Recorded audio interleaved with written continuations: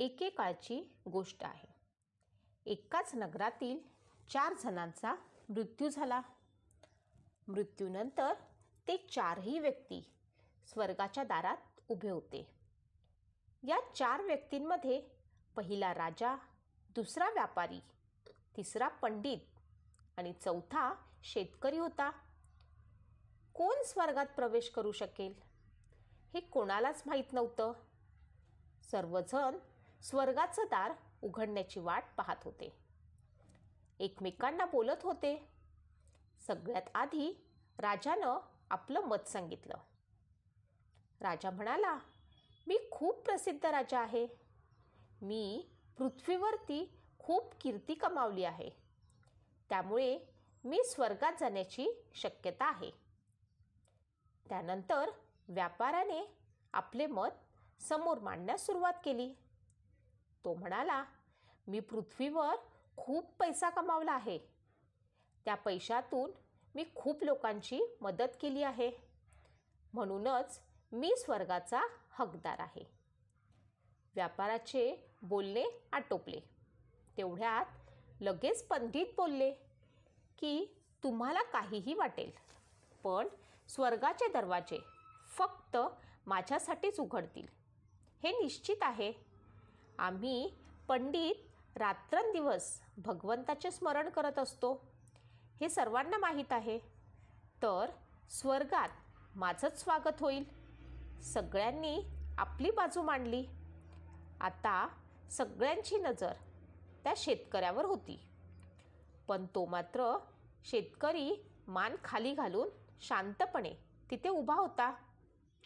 तेवढ्यात स्वर्गाचं दार उघडलं आणि एक देवदूत तिथे येऊन उभा राहिला. देवदूताच्या हातामध्ये एक पुस्तक होते, ज्यामध्ये सर्व कर्म लिहिलेली होती. देवदूताने प्रथम राजाला त्याच्याकडे बोलावले आणि त्याला विचारले, तू तुझ्या आयुष्यात कोणती चांगली कामे केलीस ते मला सांग. मी या पुस्तकात ते पाहीन आणि तुला प्रवेश द्यायचा की नाही हे मी ठरवेल. राजा म्हणाला, माझं राज्य जितकं मोठं होतं तितकंच ते अधिक समृद्ध होतं आणि माझ्या राज्यातील सर्व लोक सुखी होते. सर्वजण मोठ्या आनंदाने जगत होते. मी त्यांना कधीही कशाचीही कमतरता पडू दिली नाही. हे माझं सत्कर्म आहे. देवदूतानं आपल्या पुस्तकात पाहिलं आणि राजाला म्हणाला, तू खरं बोलतोस. तू तुझ्या राज्याच्या लोकांना खूप सुखी ठेवलं होतंस. पण तुझ्या राज्याच्या हितासाठी तू केलेल्या युद्धामुळे हजारो सैनिक मरण पावले. त्यांनी त्यांचा जीव गमावला. तुम्ही त्या हजारो सैनिकांच्या कुटुंबियांच्या दुःखाचे कारण बनलात. त्यामुळे तुम्ही स्वर्गात जाऊ शकत नाही. आता व्यापाराची वेळ होती. देवदूतानं व्यापाऱ्याला विचारले की तुझे कोणते सत्कर्म आहेत. तेव्हा व्यापारी देवदूताला म्हणाला, मी शेकडो लोकांना अन्नदान केले आहे. मी आश्रमांना दान दिले आहे आणि अनेक निराधारांसाठी घरे बांधली आहेत. ही माझी चांगली कामे आहेत.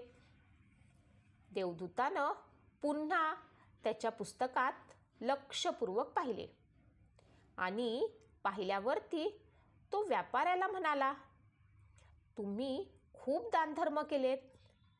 असे म्हणणेही बरोबर आहे, पण पैसे मिळवण्यासाठी तुम्ही हे दान केले आहेत हे तुम्हाला माहीत नव्हते. अनेक लोकांना तुम्ही फसवलं आणि लोकांची मने दुःखी केलीत. त्यामुळे तुम्हीही स्वर्गात येऊ शकत नाही. हाच प्रश्न पंडिताला विचारला असता पंडित मोठ्या आत्मविश्वासाने म्हणाले, मी अगणित लोकांना ज्ञान दिले आहे. मी हजारो यज्ञ पूजा केली आहे आणि रात्रंदिवस भगवंताचे नाम जप केले आहे. यापेक्षा श्रेष्ठ कर्म काय असू शकतं. देवदूताने पुस्तकात पाहिले आणि पंडिताला म्हणाले, तुम्ही सर्व लोकांना जे ज्ञान दिलं आहे ते तुम्ही स्वतः कधीच अंमलात आणलं नाही. तुम्ही कधीही यज्ञ केला नाही, पूजा केली नाही किंवा निस्वार्थपणे देवाचे नाव घेतले नाही. म्हणून तुम्हाला स्वर्गात येण्यास बंदी आहे. हे सर्व पाहून शेतकरी आश्चर्यचकित झाला. आत्तापर्यंत ज्यांना तो महान समजत होता ते येथे महान नव्हतेच. याचा अर्थ स्वर्गाच्या दारात आल्यावरती बदलला होता. पृथ्वीवर चांगल्या मानल्या जाणाऱ्या कामाची इथे किंमत नव्हती. जेव्हा देवदूतानं त्या शेतकऱ्याला आपल्याजवळ बोलावले आणि त्याने त्याला त्याच्या सत्कर्माबद्दल विचारले, तेव्हा तो शेतकरी म्हणाला, भगवंता, मला माहीत आहे की मी स्वर्गात येण्यास देखील योग्य नाही, परंतु मला स्वर्ग फक्त एकदा बाहेरून बघू द्या. यापेक्षा जास्त काही इच्छा नाही, कारण मी स्वर्गात राहण्यासाठी असं काही दानधर्म केलं नाही. मी दिवसभर शेतात कष्ट करतो आणि जे काही पैसे कमावतो ते मी माझ्या कुटुंबियांच्या उदरनिर्वाहासाठी खर्च केले. मी दानधर्म केले असते तर माझ्या कुटुंबासाठी काहीच उरले नसते. मी लोकांची सेवा केली नाही. मी फक्त माझ्या शेताचा आणि कुटुंबियांचा विचार केला. कामानंतर जो थोडा वेळ मिळायचा तो माझ्या म्हाताऱ्या आईवडिलांच्या सेवेत खर्च केला आणि सर्व केल्यानंतर मी कधीकधी मंदिरात जात असे. देवदूतानं त्याच्या वहीत अतिशय काळजीपूर्वक पाहिले आणि थोड्या वेळानं शेतकऱ्याला विचारले की आठवण करून सांग, एकदा तरी चांगलं काम केलं असेल. शेतकऱ्याने थोडा वेळ विचार केला आणि म्हणाला, एकदा मला खूप भूक लागली होती आणि मी जेवायला बसलो. तेव्हा एक अतिशय अशक्त म्हातारा भिकारी तिथे आला. तो नीट चालूही शकत नव्हता. तो माझ्याजवळ आला, माझे जेवण बघू लागला.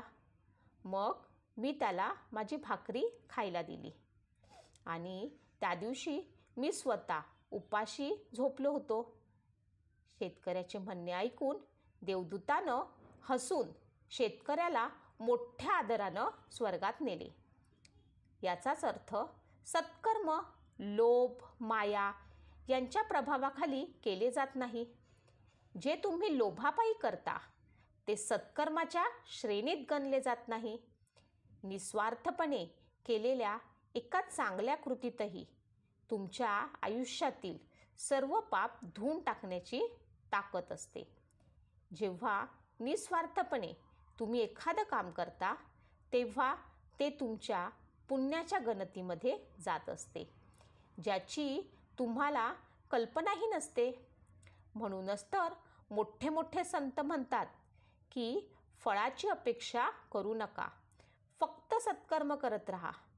तुमची रिकामी असलेली झोळी कधी पुण्यानं भरेल हे सांगता येत नाही.